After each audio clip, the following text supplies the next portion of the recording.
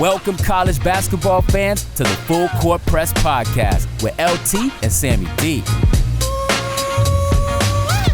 This is the podcast that brings you legendary stories from college basketball's golden era and dives in deep with a current analysis of today's game.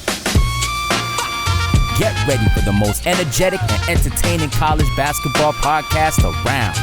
Let's get it.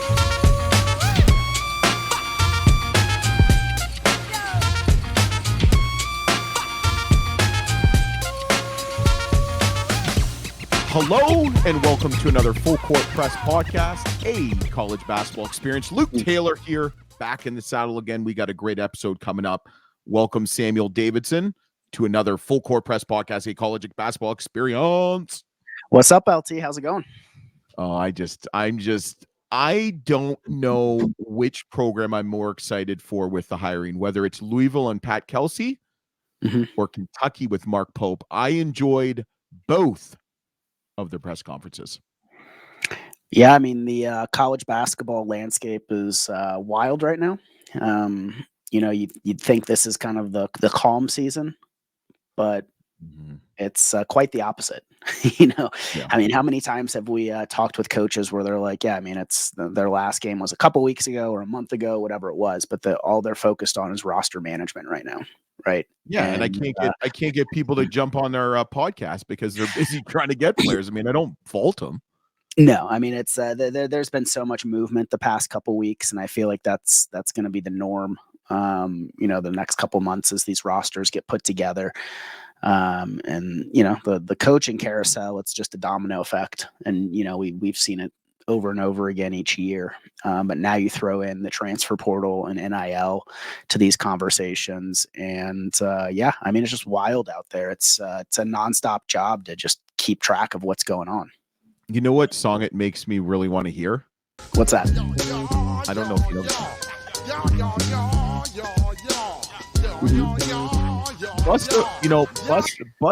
Busta Rhymes was underappreciated. He a big dude too. I think he's getting his flowers now. I mean, he's obviously a legend, but I mean, we talk a lot about the coaching carousel and all that, but I mean, the guest we have on today's episode, it's just wait a second. Time out. Not there yet. We're not there yet. I'm excited. Wait, I know you are, as am I, but we got to do two things. First thing, if you love the podcast, you like the podcast, don't forget to subscribe, rate, and review. Follow us on all the freaking handles and all that shit, social media. 5-star reviews. That's all I care about. I've been drinking a lot of dairy. I will come to your house if you don't give us a 5-star review. Do you have the latest 5-star review that we got? That was a great 5-star review. Yeah, that was. You shared it a couple days ago. Did you write it? I didn't write it either. Well, you never know. That's what people do. I mean, we've both written our ones. Okay, so I'll get it for you. Oh, and don't forget to subscribe to this YouTube channel. So we got one from Ridiculica Patronus. So hearing these guys' opinions on March Madness 2024 and coaching style was epic. If you like basketball, this is a must add to your playlist. Great contact and audio is fantastic. Right. One thing that is special about this podcast is they really are descriptive and give details on insight to teams. So even if you're not a big sports fan, it will make you one. Great chemistry, great overall podcast. Boom! Sounds like your mother wrote that. No, because my mother's British and she's very proper when to use some of those words. Let's be honest. And she probably let me have something in her handle. No. All right. Are you more excited for Louisville or Kentucky right now?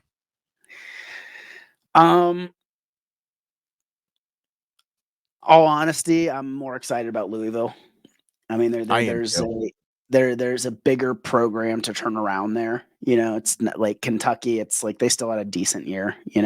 I mean, Louisville, it was just a really bad year. And moving from that, I guess there's more room for improvement there, right? And I like it. And I'm more excited about that. The Kentucky hire, I don't like how it came down to Coach Pope. I mean, I think there was a lot of rumors, and I'm sure some of them were accurate and valid about the other offers that were put out there to different coaches.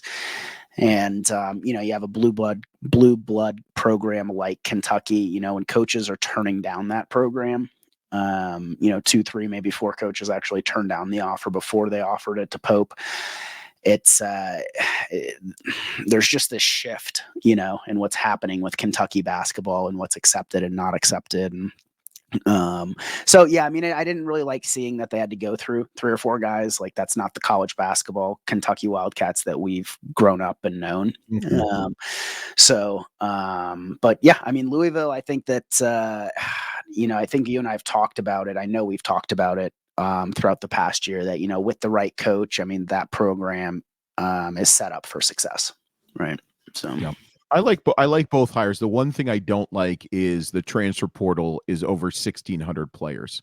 I mean, now what's going to happen is people are going to come to Kentucky that might not have transferred, and Louisville per se. Sure. And it's kind of a shit show. And this next guest actually talked about it. So this is a good transition. And I'll let you segment into the guest. No, you go ahead. No, I'm just excited. I mean, Frank Martin's been on our radar all year. You're not supposed to say his name. You're supposed to say a sentence or two about the guest, and then you say the name. You already did. You already teed me up. And like I said, man, I'm eager to get this podcast, this episode started, because Frank Martin has been on our radar throughout the year. We both admire and respect him, his coaching style, having that kind of old school mentality. Won the right way, competed and won the right way. Sure. Hard, absolutely, loyal. You can just tell he's not a jumper. He doesn't recruit kids and sugarcoat shit. I mean, none of these kids get in trouble. I mean, how many kids can you remember of Coach Martin's? It's kind of like Bobby Knight's. How many of those kids got in trouble? Well, I mean, there's this. I mean, he talks about his high school coaching background. I do think that plays into how some of these coaches, they marry discipline, basketball, and just building relationships with young men, right? And it all kind of comes together into like how they put their blueprint on a university's men's basketball program. But we've been following Coach Martin for a long time, and I mean, I love what he's done with the teams that he's coached for. We were both in Conference USA when he was an assistant coach for Bob Huggins at Cincinnati, and then when Huggins took the job at K-State, Coach Martin followed him, and then Coach Martin ended up taking over that head coaching vacancy and became an instant success. I don't want to say instant success because I know it takes a lot, but and he said he doesn't like the word recruiting, but man, he's a hell of a recruiter. Yeah, when he said Michael Beasley, I'm like, that guy was a ball player.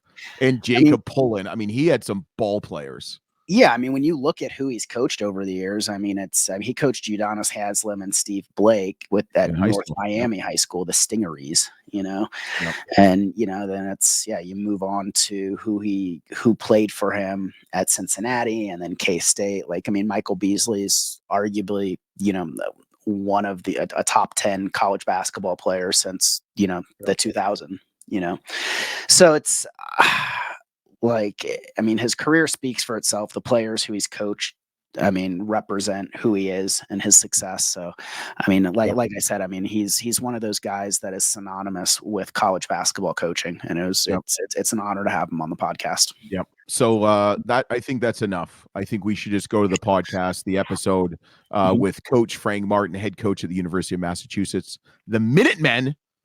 I'm sometimes called a Minuteman, but not in this reference. But anyway, enjoy and keep listening and watching to the Full Court Press Podcast, a college basketball experience. Woo-ha! Get you all in check. Let's get it, LT. Hello and welcome to another Full Court Press Podcast. We got someone really good. His birth name is Francesco Jose Martin, simply known as Coach Frank Martin. He has a BS from FIU, a Bachelor of Science, but I feel like he's been kicking ass and taking names ever since he burst on the basketball scene. Coach Martin, welcome to the Full Court Press Podcast, a college basketball experience. Hey, is it me or is this ball cap make my head look really big? Looks like I got a little peewee ball cap on right now. You're asking me that? You see how big my head is? Yeah, that ball cap looks like it's got some paint on. Like you've been busy, huh? I used to be a third baseman. Like this is like your doggy hat right here, man. Like, you sweat through it and you get 3 hits. You don't change your hat. You keep that same ball cap on. Oh my God. Well, yeah. So coach, we can here's your choice. Let's see where we want to go. Do you want to talk about kids basketball parents? Do you want to talk about NIL? Do you want to talk about the transfer portal or conference realignment? Or how about conference realignment? You want to talk about that one? Why don't we talk about like what life used to be like? That's I'm your modern day. I'm all about that, Coach. I mean, you have seen so much transition happen in your career, right? But specifically in a role like a head coach in Division I men's basketball. I mean, what the last 4 or 5 years, like I don't think we've seen so many just changes. Or I mean, have you changed your model or your thinking on anything, or how's that working with you? Yeah. By the way, I'm just joking, trying to have some fun because the last 5-6 weeks have been really complicated from the world that we're in right now. But we can talk about whatever you guys want to talk about. No, we're good. Game. I don't hide from conversations.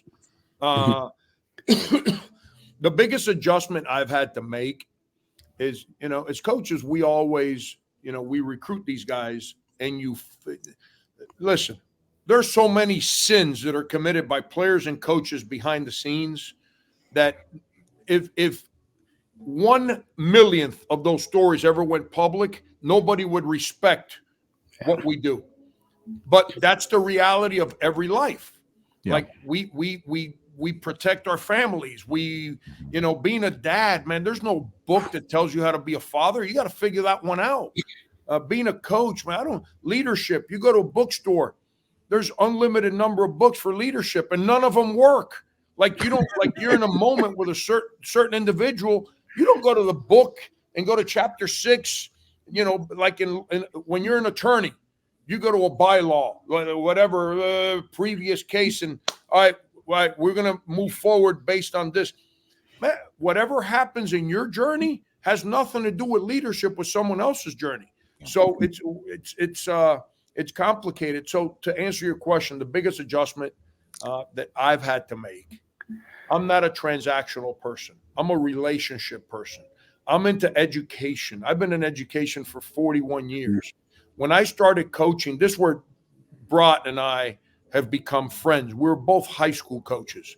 I lived in the neighborhood of the high school I coached at, which is the same neighborhood that I grew up in. I never left the neighborhood. If I did wrong by a kid, I didn't have to worry about some guy on some podcast talking about me. I didn't have to worry about ESPN putting me on blast on SportsCenter 11 o'clock at night. Somebody knocked on my door and said, "Yo, Frank, really, man? Like you and I've known each other. You and I've known each other for 30 years. Really? This is what we do?" And that's the reality of real life, not the phoniness of public whatever opinion you want to create. And I've never deviated from that. Well, the present moment, even the people that like you get along with and are happy with you, want to transfer. Like I just had a conversation with a couple players. I'm not mad at young people that want to go find out if there's something better out there. I'm mad at the system that us adults have created that doesn't allow young people to understand the values that you need to succeed in life. They all start with relationship. Money comes and goes. Relationships are what life's all about. Here, I'll leave you with one more because I still value relationships. All this transferring stuff that appears to be sexy and everyone trying to whatever. Like when these kids transfer schools 3 and 4 years, let's hit fast forward now 15 years. Let's say God blesses them and they're a father. Where are they taking their child to and say, "This is your dad's home"? Where? Right. None of those schools are claiming them. They can go to school A, B, and C, and no one's paying attention to them. And and you're like with your kid, and you're just like, yeah, I played here. Well, shoot, no one knows anything about you. Why? Because you were a mercenary. That's where you were viewed. And it's unfortunate, man. It's sorry for the long answer. No, we were laughing and joking, but this is real. This is the moment that we're all trying to manage right now. So we're a little bit different in our kind of approach and our background. So we're both former D1 athletes. I was a head coach in another sport.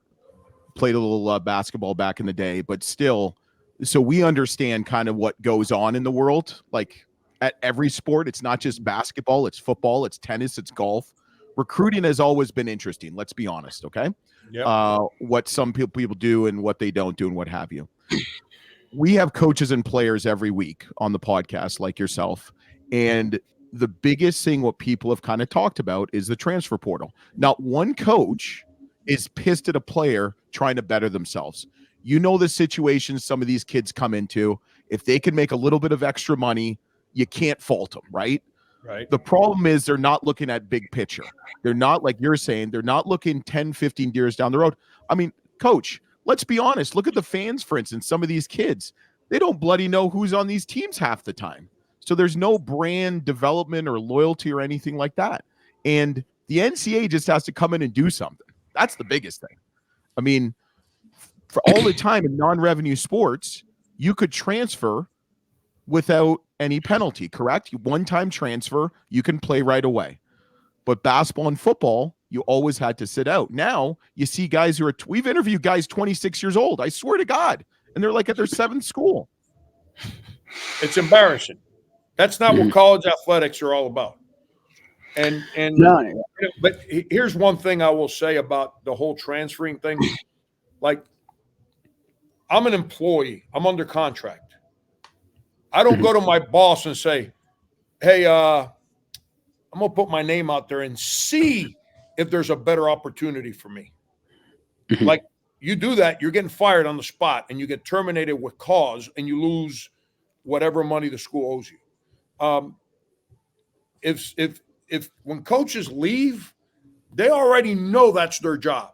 They've got to know. I told my oldest son, he asked me about transferring mid-year when he was USC Upstate.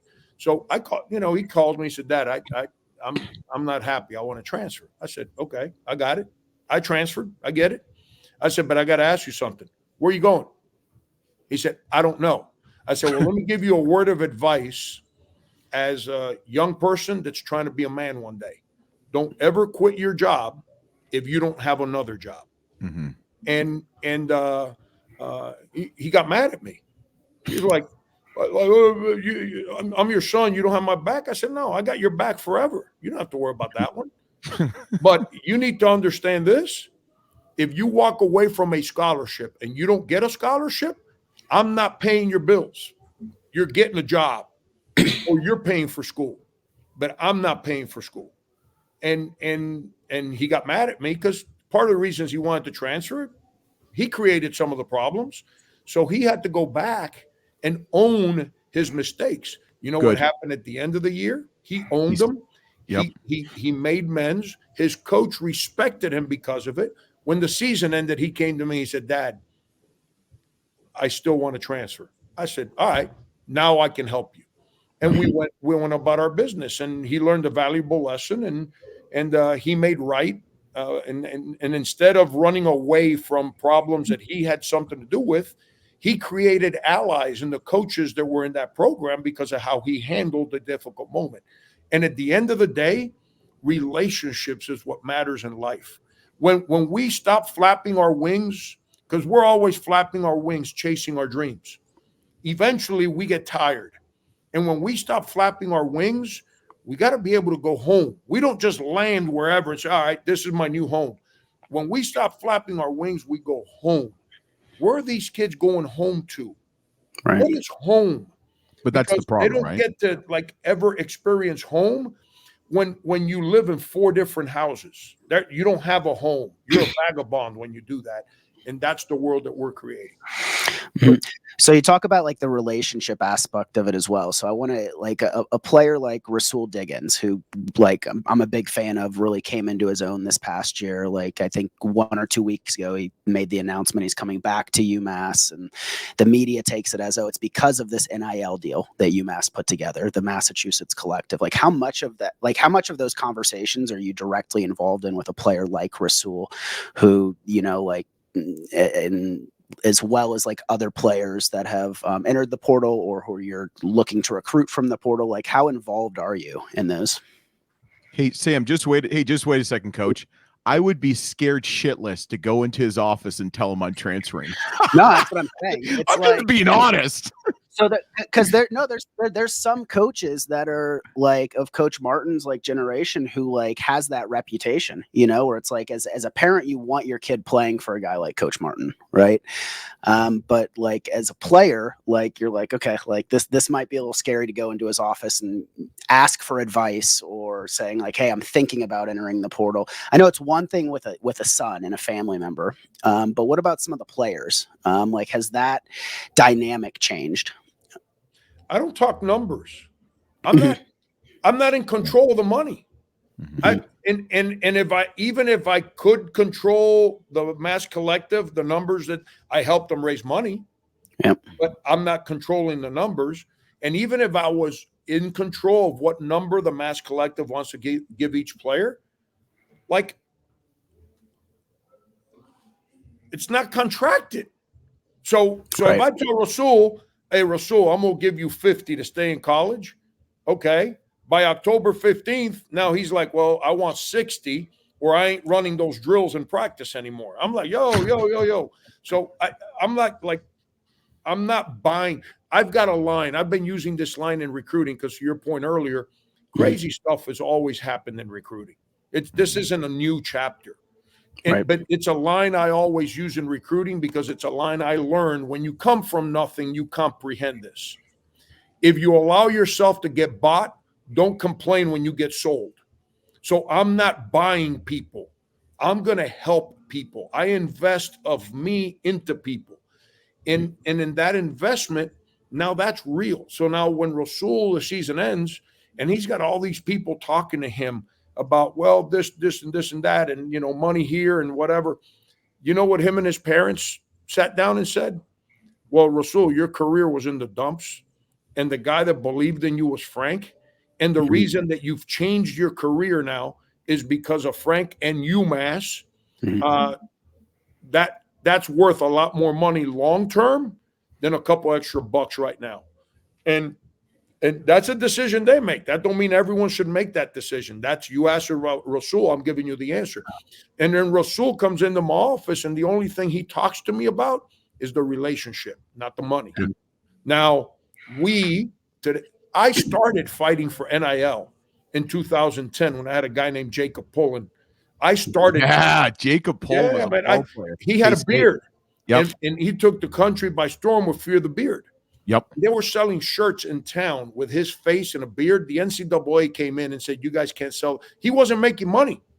The NCAA came in and told the different stores in our town in Manhattan, Kansas, you guys can't sell that because it shows his face. I was like, wait a second. How do you control that? You don't own these kids. And I started the process, like, we got to stop being so greedy and so arrogant. And we have to figure out a way to allow these young people to market themselves and benefit from it. I started arguing this behind the scenes. The problem is that you don't control individuals in a free market. You don't. And there's no control you can go. There's nothing you can do there. But we've entered the transfer as many times as you can rule, along with the NIL rule, along with, this is the biggest one. This is the one that's the hardest one to manage, in my opinion. I can no longer help players deal with inconsistencies academically or off the court. So if you choose not to go to class, I used to bring you in and flip this big tractor trailer tire in our indoor facility. I'd sit in a chair and players, whoever didn't go to class, they'd flip that tire up and down. And they say, how long? I said, till I get tired of watching you. Wow. Deja vu, coach. This is deja vu. Yeah. And I used to do that. My strength coach and I would do that. Not in the mornings. I'm a dad to my kids in the morning. I had young kids at the time. We do it Thursday and Friday nights at 10 o'clock at night. You know why? Because I'm an old fart. You're an asshole. Yeah. He's already put his kids to sleep. They've gone to sleep. I'm an old fart. I'm married. I got no social life. So I'm going to sit now. And now you're going to go flip that tire rather than go hang out with your boys or your girlfriend. So now when you're done, you're going to come to me. I'm going to hug you. I'm going to dap you up. I'm like, have a conversation. Like, dude, I don't want to be here. Why are you making me do this? But we all have a responsibility for the academic component of what you signed up for. I didn't sign up for it. You signed up for it. It's my job. I signed up to teach you how to be held accountable for all your responsibilities, not just part of them. And now guys go to class. You know what I've never had an issue with? Academics. Now I got guys telling me like, hey, I ain't going to class. I'm like, what do you mean you're not going to class? And I can't do anything about it. That's ridiculous. So now my job is on the line if I don't play my best players. So if my best player don't go to class and I bench him, I'm going to say he's got a bad toe or some crap because I'm not trying to throw him under the bus. But in reality, I'm getting fired if I don't play my best players. And if you hold them accountable, then they leave because we've not allowed the system that we've created doesn't allow for us to hold young people accountable to grow.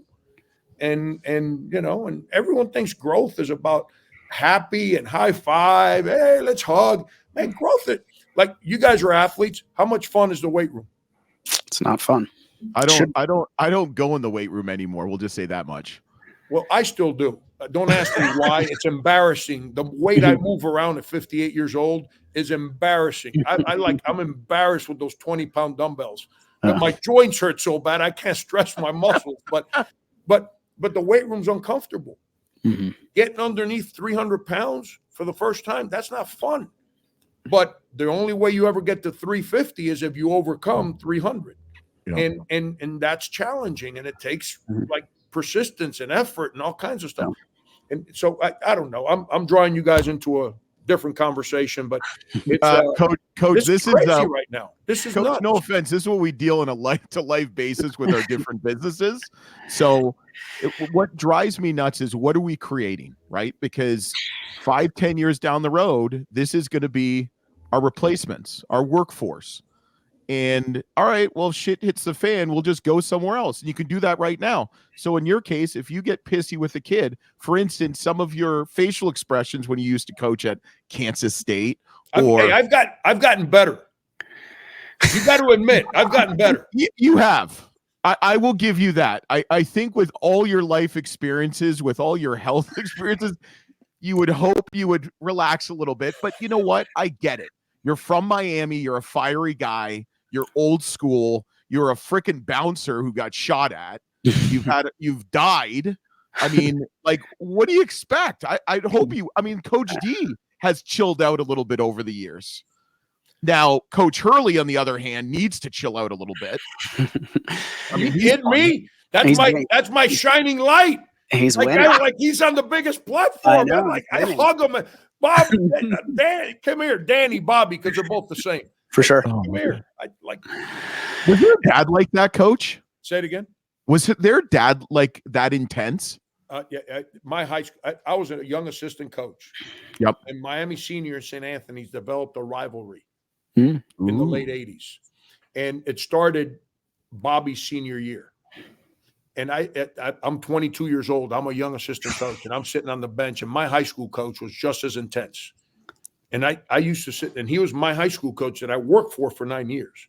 And he lived in the neighborhood just like me, and he was like a father figure to all of us that didn't have a dad. And I sat on that bench, and I remember that game was in Kissimmee, Florida, 1987. Number 1 versus 2 in the country, St. Anthony's versus Miami Senior. All 10 players on the court that started the game were Division I players. And I'm sitting there, and the intensity from the two coaches, I was blown away. I was like, wow. And it was an incredible game. They beat us, but then we ended up playing each other like every year because Shaky Rodriguez and Bob Hurley Sr., out of that competition, developed an incredible amount of respect and a friendship. And so I've been a huge fan of the Hurleys. I didn't start – I knew Danny when he was a player. And then Danny became an assistant. He'd come down to Miami to recruit. And I didn't become a Hurley fan because of the boys' individual success as players or their successes as coaches. I became a Hurley fan because watching his dad coach basketball. And that has never that's never gone away. And I'm not surprised that they've both been as successful as they've been. Yeah, we were at the Final Four, and Sam's always been a big Hurley fan. Bobby and then Danny coaching too. And I saw it in person. Also, just a St. Anthony's fan. I mean, what the guy. Well, yeah. I mean, what he's done. Just built, and he was high school basketball. He was the face of it for a couple decades. Yeah. So I actually got to interview Coach Hurley Sr. after winning the national championship, and then seeing Danny and how he'll be in the press conference, and then he'll go just outside the press conference and be interviewed with reporters for 30 minutes and not rushing. I was really impressed. But I thought the funniest was, he's going to Kentucky for $11 million a year. Did you hear that one, Coach? Yeah. Hey, so my grandmother taught me and all of us, because she was the backbone of our family. Don't mess with happy. Appreciate what you have, not what you don't have. Why would Danny, to go make a couple extra bucks, why would you mess with happy? And but you know where he learned that? No. When he chose not to rotate defensively, even though he was Coach Hurley's son, he took an ass chewing, and he was held accountable. And you know what he didn't do? He didn't move to a different house, and he didn't transfer to St. Benedict's. He stayed at St. Anthony's and took his medicine every day because there was a purpose to it. So he learned to appreciate what he does have. And now that he's an adult, think about this. You asked me about the problem we're creating. Okay. You guys okay if I ask you guys a question? Yeah, bring it on. Okay. Be careful what the answer is going to be. Well, because you said you were both college athletes, correct? Yes. Correct. Okay. What was your salary your first year out of college? Whether playing a sport or in a real job, what was your salary? $37,000. Okay. I was a on-air sports anchor, general assignment news reporter in Iowa on Fox, and I was making $18,600. Okay, here we go. So now follow my lead here. So if you guys have been given $100,000 your senior year in college because you're a good athlete at that university, when that season ended, do you think the NIL people giving you any more money? No. Okay. So now you get to living life as a 21, 22-year-old with $100,000 on your side. And you're thinking this is what life's all about. And now you got to go take a real job, whether it's playing, because very few people make the NBA now. Very few people are first-round picks. So now you got to take let's say you're lucky enough to play, and you end up having to go to Hungary to make $42,000. Yep. And you were just making $100,000. You want to talk about mental health? Who's paying your bills then? Who you calling to help you with your $100,000 habits and a $42,000 a year job overseas, or an $18,000? Let's say you're not good enough to play, which majority of guys aren't good enough to play post college, and now you got to go you're that great dude, man, that rotated on defense, and the university loved you, and you got a degree, and you made $75,000 because you were an unbelievable teammate and you represented. But your first job out of college is making $18,000 at that radio station in Iowa. TV station, thank you, Coach. I have a face for I used to have a face for TV. Now I've got a face for radio. How about this?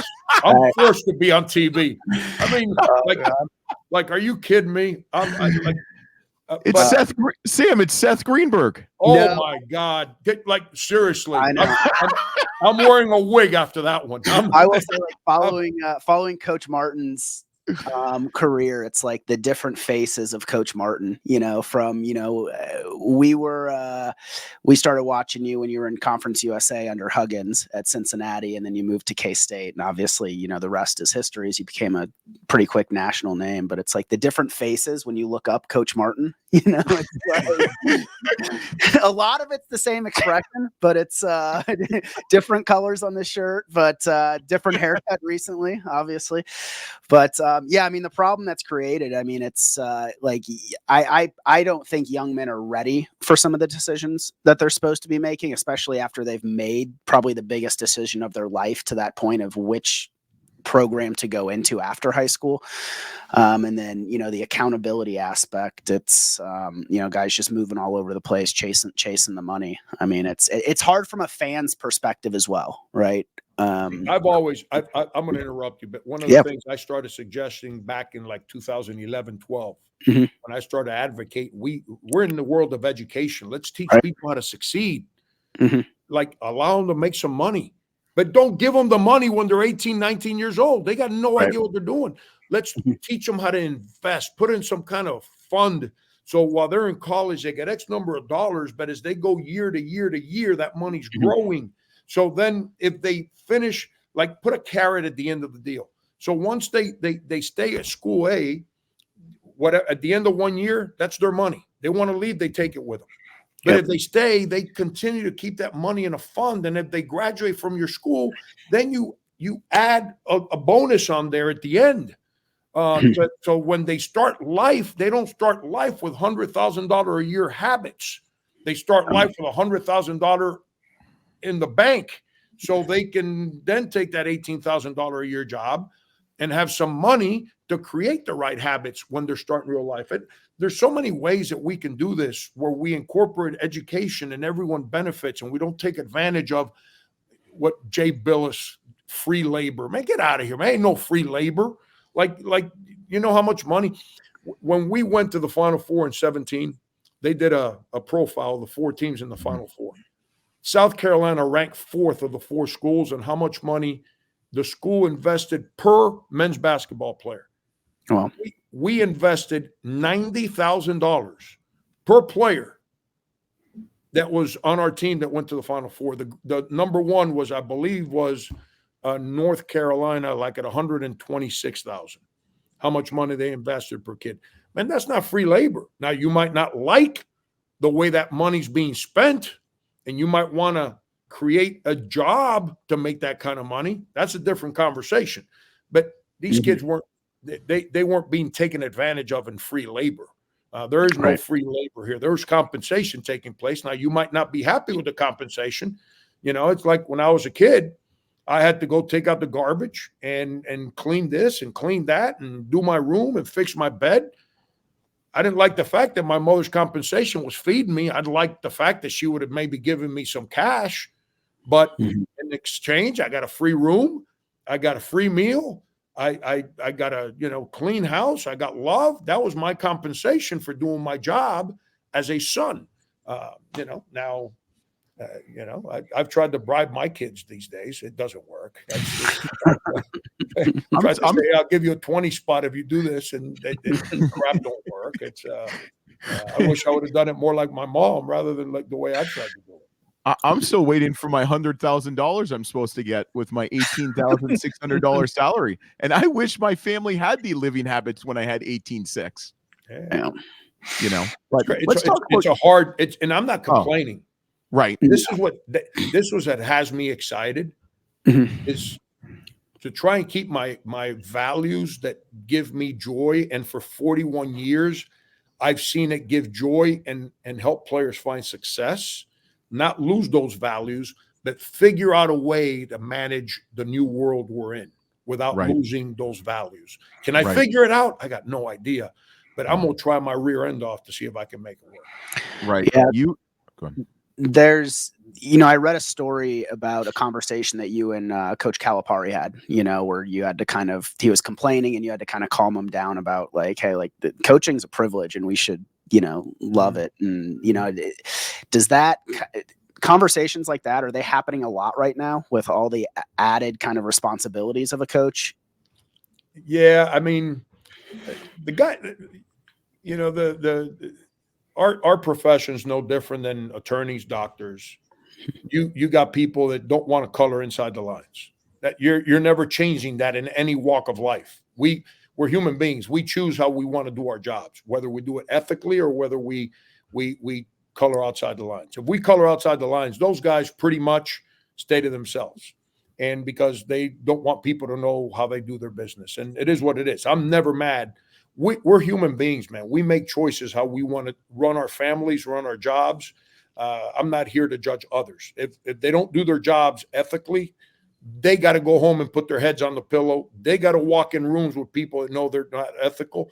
And at the end of the day, if they get caught and they get boom, anyone that's a part of their organization knows what they walked into. I'm not here to judge others. But those of us that roll up our sleeves and try and do things a certain way, we try to keep each other off the ledge.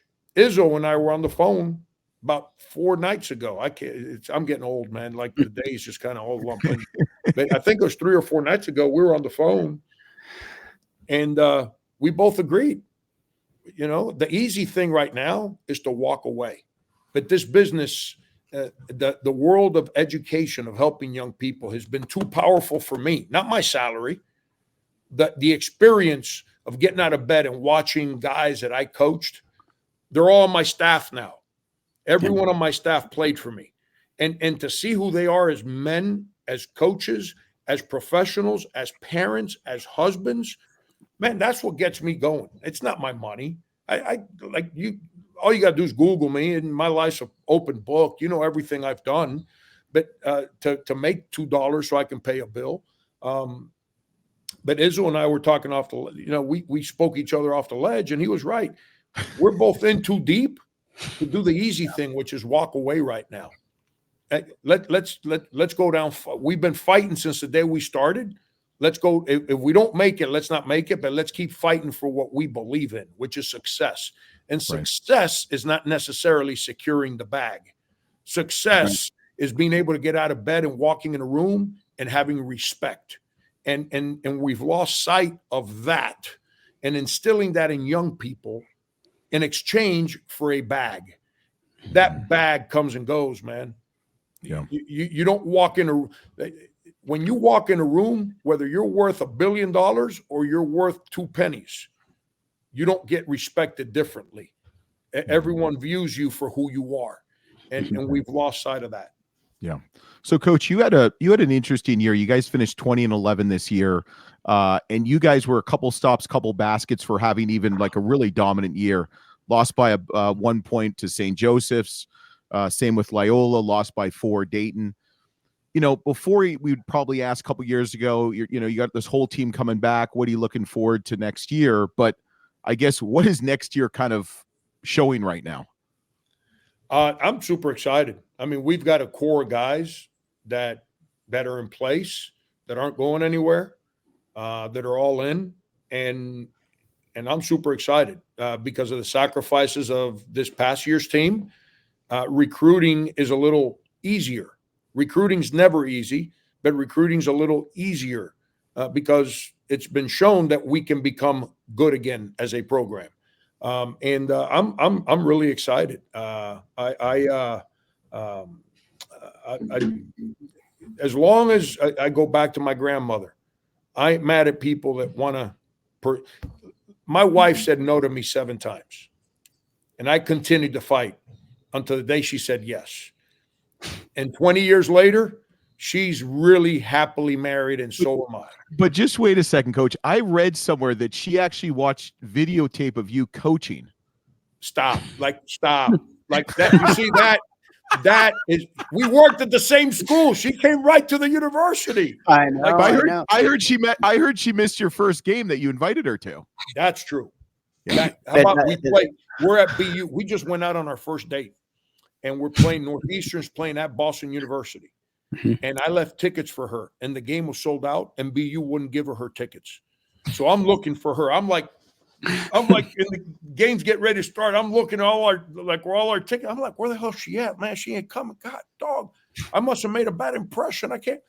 So the game ends. I call her, And she's like, yeah, they wouldn't let me in. I'm like, what? What do you mean they wouldn't let you in?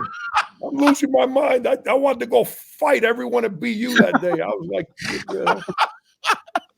oh man, that's a true story.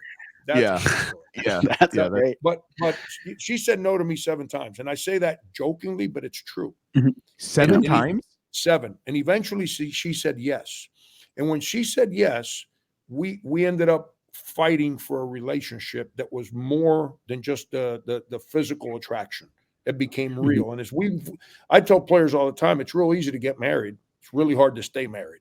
And but during that journey, if she had told me, like, yo, Frank, like, you're not as good looking, or you're not as a nice a human being as I thought when we started this, I need to go find someone else, I'd be like, all right, I'll go find someone else too. Let's go. It's the same way right now. The guys that think there's something better for them out there, I ain't mad at them. Yeah. But if I'm not the sexy dude, that hunk of a man that I used to be, how about that? Like, come on, like, really? Look, you just called me Seth Greenberg. Like, you damaged my ego. I was feeling real good about myself when I got my workout in this morning. You just called me Seth. Coach, if you feel any better, he's not coaching, you are. So that just build your ego up. Just saying. It's not our profession. It's our looks. I mean, I look at him on TV. I'm like, man, he looks awful. No, I'm like, you call me Seth Greenberg. No, he's a friend. I say that joke. That's funny. No, but at the end, when you walk away from something real with the hopes that there's something better, I get back to my earlier point. If it's based on a relationship, you tend to stay there and fight for what you know is right. When it's a transaction, you get sold. And it's easy to get married. All I got to do is offer you a scholarship, and all it takes is for you to say yes. So you say no, okay, I'll offer it to someone else. Eventually someone's going to say yes. But once we sign up for that marriage, now here comes the trials and tribulations. And if it was transactional to start, then we're getting divorced as fast as we can. Yeah. But when it's substantial and it's about realness, you see, I run our program, and I'm gonna get a little deep on you here because it's how I live life. It starts with honesty. If you can get through honesty, then you get the trust. If you can get through trust, then you can get the loyalty. And if you get through loyalty, then and only then you get the love. And when you get love, then you fight, man. Then you fight to sustain the storms. You fight to keep your foundation in place. Storms are coming, man. The windows, the shingles, all that stuff's getting knocked out. But the foundation of your home stands strong. And the only way to hold that foundation is through love. So the guys that are here in our program right now, we've created love.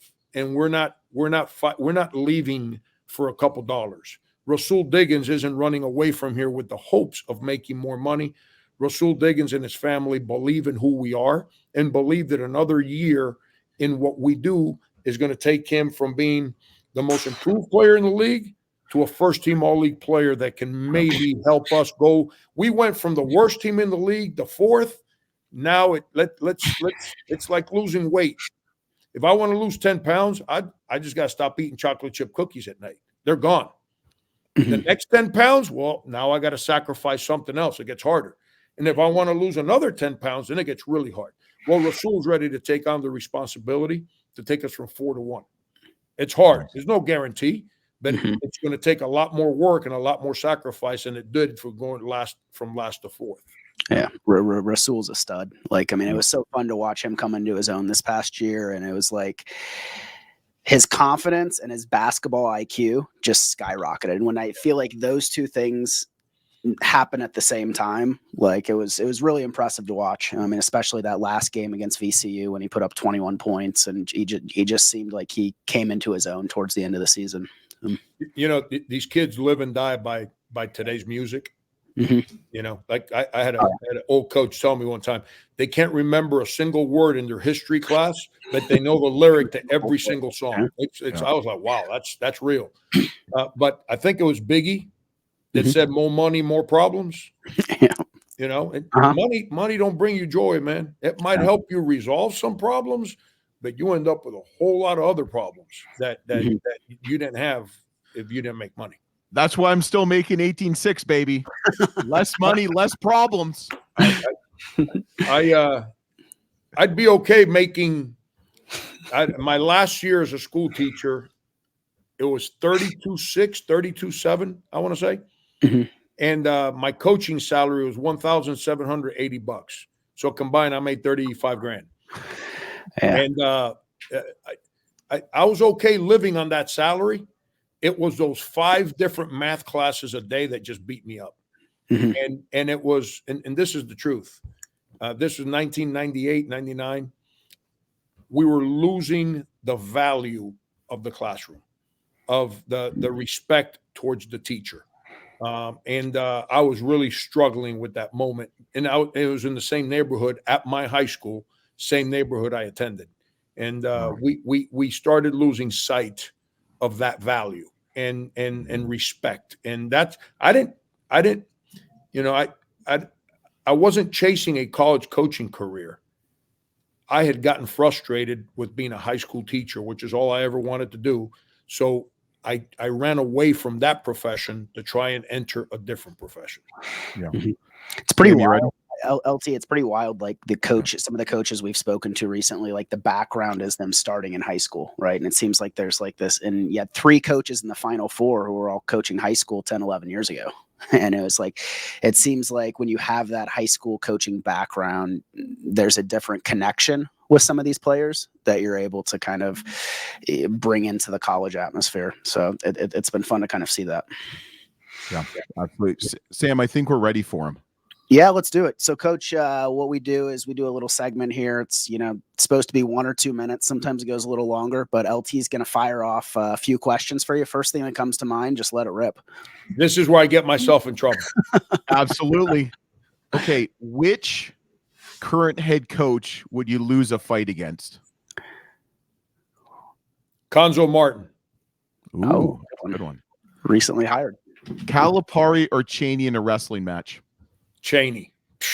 He was a badass, man. Cheney. Come on. They were both my friends. Obviously, Coach ain't with us anymore, but stop. Like, did you see Cal in that video when Cheney came running and said, "Oh, kick your ass"? Cal was like, grabbing people, putting them in front of him to make believe that they were holding him back. I was like, okay, we know who your greatest recruiting win was, your wife. But for a player, who was your greatest recruiting win and also funniest recruiting story? Wow, the funniest is that's too long for that 30-second answer. My greatest recruiting win. Wow, Jose Juan Barea. He was the first high profile recruit and getting him to come to Northeastern. That was a challenge to sell him on Northeastern, on Boston, a Puerto Rican kid living in Miami, wanted nothing to do with cold air. So I would say that was my first, which it's crazy because after that people said, "Man, Frank's a hell of a recruiter." Man, I hate recruiting. I love building relationships. I hate recruiting because recruiting there's always a phoniness in the middle of recruiting. But I love conversations to get to know people. But I would say Jose Juan, the funniest. Okay, I'll give you one. I was just with him. He's coaching now. Curtis Kelly transfers from UConn, is visiting K-State. I'm on my deck, on the grill, my backyard. And him and his dad were in town on the visit. And, I'm on the deck, I'm on the grill, I'm cooking. I love to cook, man. I boom, I'm getting it done. And I keep hearing bloop, bloop. I'm looking around like, man, what is going on? Like, what is that noise? Bloop. So I kind of look behind the grill over my deck. And Kurt and his dad, I had built a little pond, like right adjacent to my house. And I stocked, my kids were real young at the time. I had stocked it with goldfish. They were throwing rocks trying to kill my goldfish. I'm like, yo, what are you guys doing? Like, we're trying to hit the fish. I'm like, dude, those are my kids' fish. What are you like? That's funny. Kurt ended up coming, and we're just at the Final Four laughing about that. Oh my God, that's great. That's awesome. This is Sam. I haven't asked this yet, so this is the first time. This is a Sam question. I don't know if I'm ever asking this. If you were a candle, what scent would you be? Can you tell by my hat? Like, lavender. How about that one? There you go. Putting people to sleep. Lavender. I get you to relax. I soothe your soul, baby. One word to describe Frank Martin. Loyal. What would your wife or kids say? Cares. Nice. Okay. Nice. Frank Martin's all-time starting five. Guys that played for me? Yep.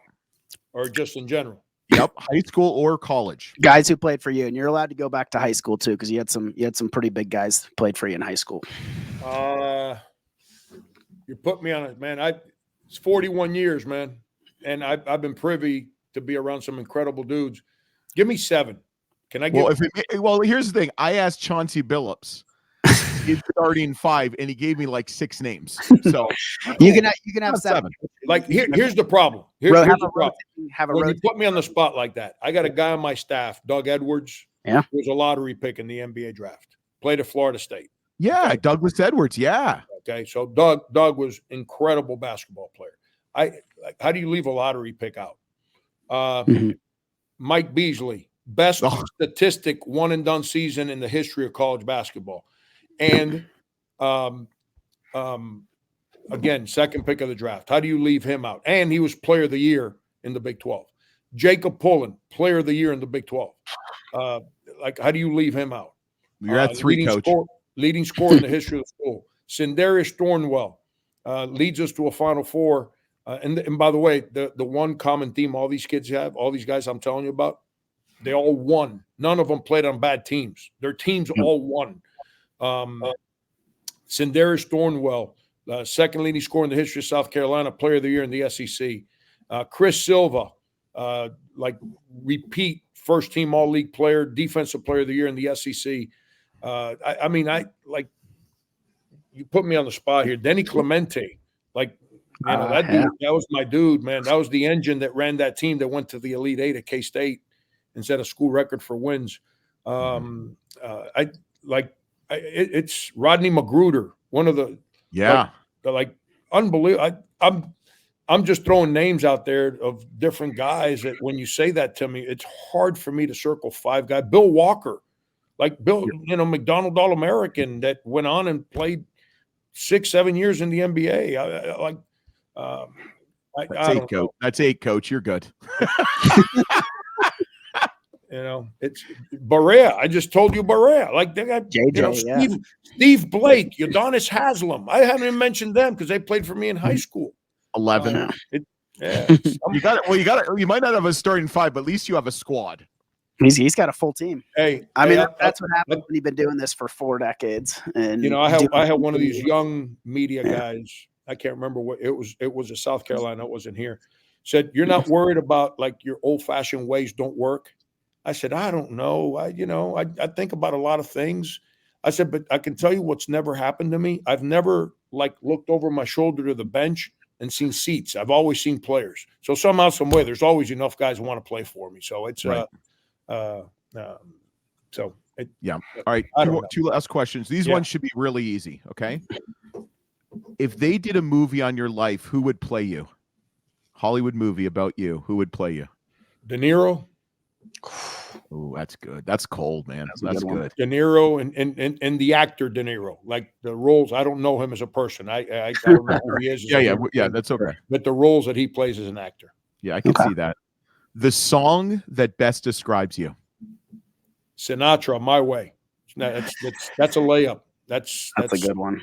And not the Elvis Presley version. The Sinatra version. So we've asked that question to dozens of coaches, and I've always been waiting for that answer because it does seem like a coach's song, you know. If you listen to the lyrics, it tells you who Sinatra was, and he's telling you, "I'm at peace with all my good and bad." Yep. But I don't have to apologize because I've never done wrong by nobody. I'm proud of who I am, and I'm the same way. Yeah, love it. You won nothing. You got nothing. You probably pissed off about, 41 years, 12 players, a team. Probably pissed off about 500 players, but whatever. No, we appreciate you having joining us on the podcast, Coach. We're going to kind of turn it over to you last minute. If there's anything you want to share to kind of the UMass fan base, you know, your loyal followers over the years, anything that you're working on over the off season to kind of put this team together.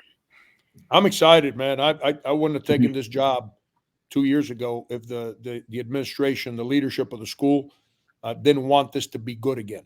If I just wanted the coach to say I was coaching, I would have moved back to Florida and gotten back to high school and just dealt with that. I came here for 18 years. I was chasing Kentucky and Kansas. Those are the two schools I've been chasing for 18 years. I didn't want to take a job to just take a job. I wanted to continue to chase those kind of schools. This school's committed to it. We're taking steps in that direction. Can we ever get it there? I don't know, but you know what? We're either going to get there or they're going to put me in one of those white jackets. It's got all kinds of sleeves and they kind of tie you up and ship me away and no one will ever hear from me again. Those are the only two options. And, we're going to figure it out. And by the way, I don't go down easy. So it's going to be hard to put me in that jacket. So we're going to figure it out. Coach, man, that's awesome. You're going to stick with us for 1 second, but thanks for watching. Thanks for listening. I mean, this is I feel like we could talk with Coach Martin for like 17 hours. Follow UMass, and I'm actually kind of excited that you guys are moving to the MAC. I'll be able to see. I'm in Akron, Ohio. Don't forget to subscribe, rate, review, and keep following us and watch us on the Full Court Press Podcast, a college basketball experience.